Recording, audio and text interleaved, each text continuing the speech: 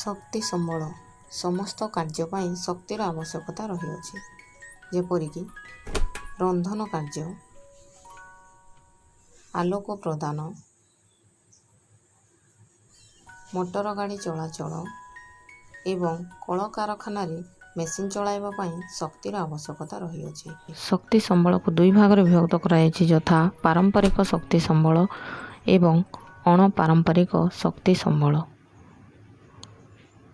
ପାରମ୍ପରିକ ଶକ୍ତି ସମ୍ବଳ ବା ସରନ୍ତି ସମ୍ବଳର ଉଦାହରଣ ଗୁଡ଼ିକ ହେଉଛି ଜାଳେଣୀ କାଠ, ଗୋବର ଘଷି, କୋଇଲା, ପେଟ୍ରୋଲିୟମ, ପ୍ରାକୃତିକ ଗ୍ୟାସ୍। ଏବଂ ଅଣପାରମ୍ପରିକ ଶକ୍ତି ସମ୍ବଳ ବା ଅସରନ୍ତି ସମ୍ବଳର ଉଦାହରଣ ଗୁଡ଼ିକ ହେଉଛି